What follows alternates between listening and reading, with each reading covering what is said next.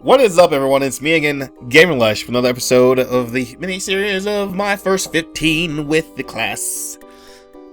I'm still working on a title. What do you guys think? Too much? Guys, we're going to be going from tank to DPS, and then I'll probably mix it up with healing later on. I'll probably just run down all the disciplines of war first, and then hit the discipline of magic, seeing how there's only 2 of them. No, I'm not feeling resentful, because seeing how I am I do like spell slinging more than sword clashing, but I'm not feeling any resent or anything, you know, even though I don't have a mage of a certain crimson color. But you know, I guess I'll get over it. Maybe. Let me stop my bitching. Guys, we're gonna be going over the archer and the feeling of shooting arrows, being the ancient medieval sniper of old, and not having to worry about a freaking pet to heal, to feed, clean up its poop, and show you, oh, I love you, doggy doggy. Ever notice that a lot of ranger classes and a lot of MMOs always have that goddamn pet? It's like, shut up, you're downwind, you'll give me away, I'm trying to get this shot off. No, you can't have a goddamn biscuit. You better. I'm getting on a tangent here. I'm not saying pets are bad. Get off my back, PETA. Alright, guys, as always, join me. Raise your glasses and join me for a drink. Cheers. Alright. God damn it.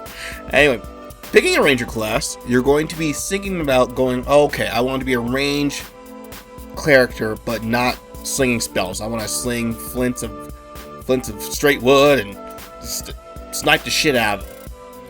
This is going to be a problem because later on the upgraded class will be a bard. That's not saying bards cannot do damage, but you will be tasked to provide support for classes. So if you can basically get out of your mindset of just doing DPS and actually supporting the group, this will be fine for you. But if you're thinking about just doing straight DPS and not caring about anybody else and being selfish, I'm not saying you are being selfish, I'm just, you know, you might want to care about your teammates every once in a while. But I know the fact that a lot of classes here kind of provide secondary roles with a lot of the skills that they provide. So let's pick an archer. You'll start off in Gridania, the forest area. Very naturey, very beautiful. The first shot will be heavy shot. Heavy shot is, like I said, is the initial attack, 150% potency, nothing special, unless it's affected by something else later on. A trait will be called heavier shot, and once fired, it will make your straight shot a 100% chance of critting, which is the next skill that you get at level 2. Straight shot is a cool little animation shot where you'll shoot 2 arrows in a combo. It is sweet to look at, and is a sweet skill, a very good complementary skill for a lot of discipline of wars, because every discipline of war that picks up straight shot gets a 2-hit combo animation, and it looks sweet.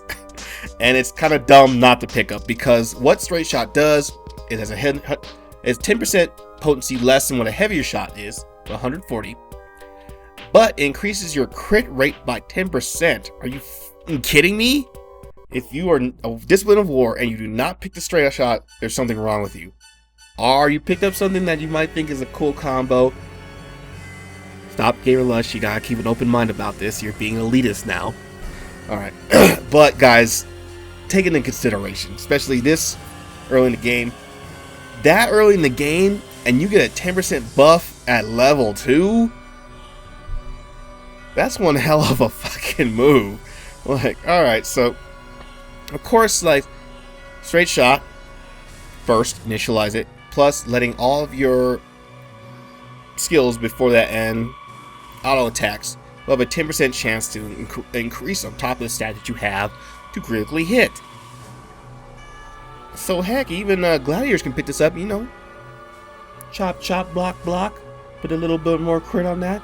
Chop, chop does a little bit more damage. Huh? Maybe. Who knows? Just saying. Very cool skill to pick up. Moving on. Sons of bitches, you think it couldn't even get good and cooler. Level 4. They already get an increased attack power by 20% buff. Okay, this is a little calm down because it cannot be spammed all the time. You cannot keep that increased buff on you all the time. With straight shot, you can just keep spamming that thing and always have that 10% increase to crit all the time. Raging Strikes, another skill that can be shared with every other class. Increase your attack power by 20%. Of course, this will not be as great for thaumaturges and conjurers because it's attack power, not magical attack power. No brainer there. So thaumaturges and conjurers, you're kind of out there. It's all right. Maybe the arcanist might have something like that. Who knows? Think about it. All right. So, of course, it lasts for 20 seconds, but it has a 3-minute cooldown, so you're not going to be spamming Raging Strikes. I'm really shocked that the Marauder doesn't have this, because seeing how they had Mighty Strikes was a 2-hour ability to basically... Well,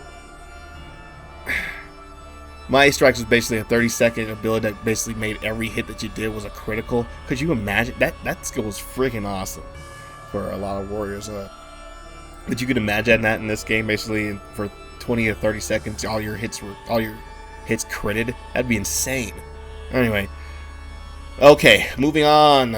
You know, Rangers at this Ranger. I keep calling it Ranger. No, it's an Archer. It's really fun to play. You can tank, you can kite. I'm stumbling on my words. I need one of these. Cheers, guys. Lets you kite mobs ridiculously so. Just make sure you don't run too far from them or they'll reset. So you know you can't run trains.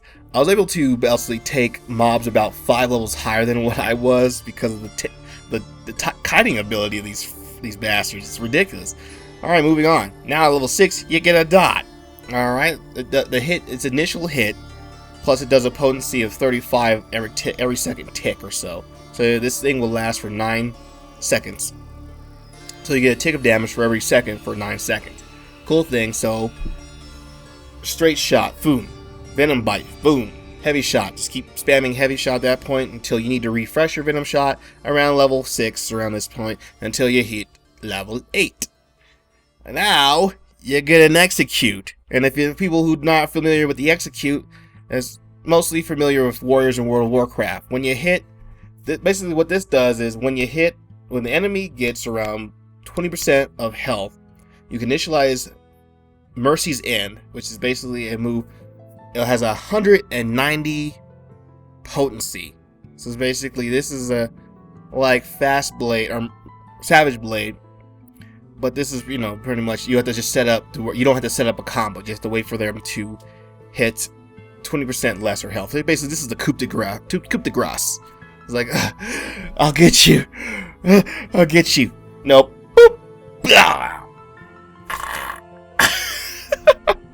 Basically a finishing move for this, but unfortunately this is not shareable for a lot of the classes. Actually, it's not shareable for any class besides Archer and Bard. So yes, guys, Bard will still be a legitimate damage dealer class because of all the skills that they do get from Archer. And heck, if you don't want to sing or boost the party up, just stick with an Archer. You won't get the stat bonuses from it, but you know. Speaking of which, guys, you want to concentrate on dexterity for this one. Accuracy, dexterity, and attack power. With the forgot to say for the gladiator. Gladiator, of course, wants to hit strength, vitality, and defense. All right, now level 10, you get a crowd control. Basically, crowd control only for 10 seconds. It's good for a pull or when you're trying to get the hell away from something. Binds them into place.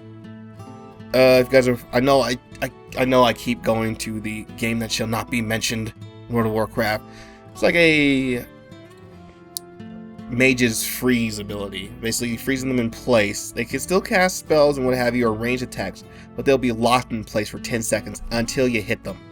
You can hit them with an auto attack or skill. This will basically bind them. Shadow bind, if I even said what it was.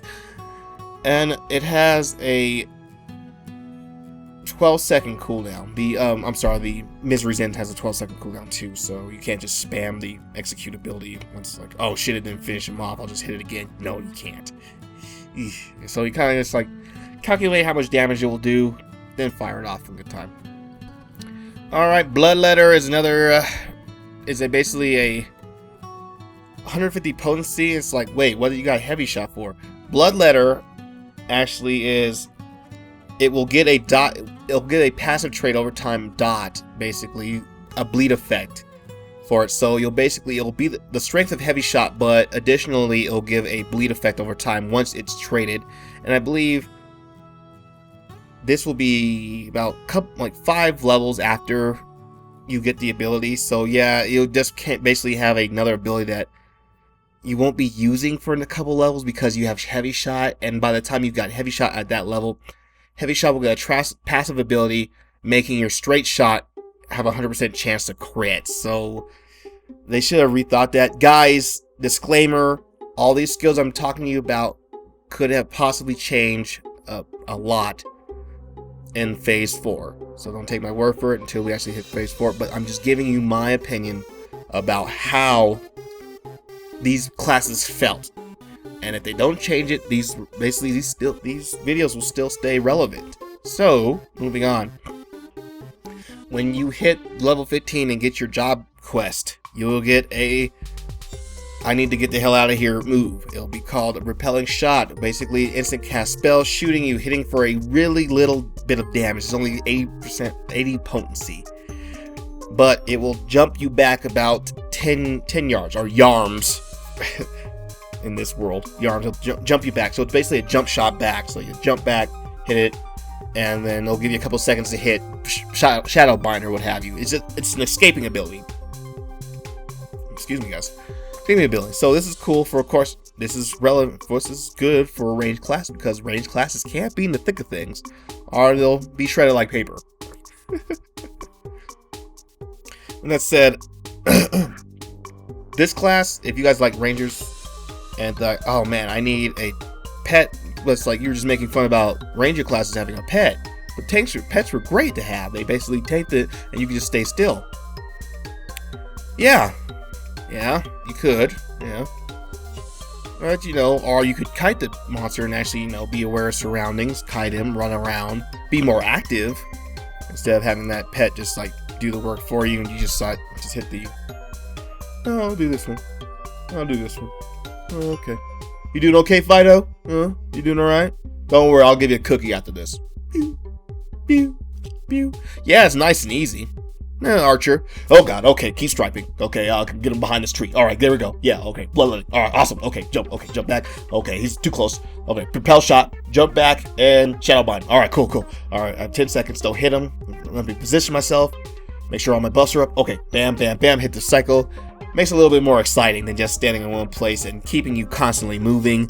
Yes, there are pet classes in the name of summoners, arcanists, and scholars. But seeing how the archer has instant cast abilities, they can stay on the move, to whereas casters, they have to charge up that ability. Say the magical incant and stay in one place, so they're kind of rooting themselves. Having a pet for them is really nice to have, but the whole repertoire of skills that you see here doesn't have a cast time, so you can constantly stay on the move. To where the whole repertoire of caster classes, it roots them. So having a pet for them, it's just, puts them on par with the archer. It's like the archer can basically think on his feet and keep moving, to where the caster can cast in one spot, think about what he has to do, while the carbuncle, the fairy, or the Agony of Ifrit can hold them off for a little bit because they're rooted. They basically have to root themselves to cast these spells to be the equivalent damage of a ranger who can keep on the move. So it's basically kind of an exchange of trade of quality of life things. That's what I honestly think about. That's not the right way to think, guys. My way is not always right, and it's like, this is just based on my opinion. It's a nice trade-off. I know a lot of you guys say, oh, that's bullshit. That's fine. Leave a comment below letting me know why you guys would think that would be bullshit. And guys, I keep telling you guys, please leave comments. I will try my best to get to them all. Guys, raise your glasses. Cheers.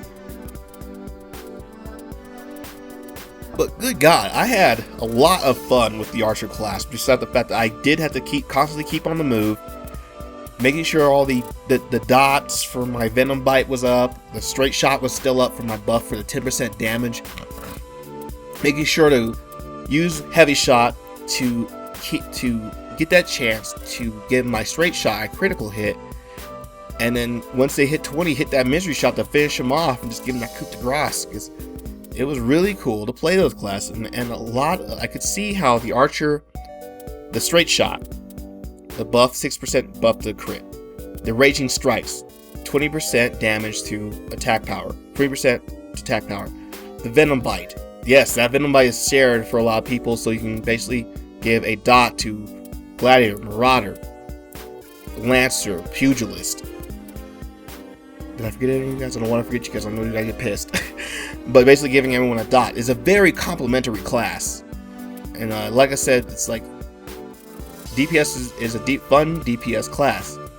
But it's like, but of course, once you get in the range, you can tear them up like paper. But if you get caught, it's your fault, because you can constantly stay on the move and kite. And get a nice, healthy Gladiator in between you, and you sky's the limit. You just basically just rain the damage on their asses. That's my potential to think about. Now, of course, it's only till 15, so there's plenty of other skills afterwards for the Archer. With that said, I appreciate you guys' time. Always, if you enjoyed your time with me, like, subscribe, leave a comment below. Tell me what you think. Are you going to be rolling an Archer? Do you think that having no pet, but the caster class is having a pet, is bullshit?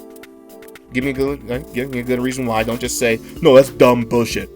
Really, why? I don't care, it's dumb bullshit. I'm gonna give you, I'm gonna dignify that with a reason. Really?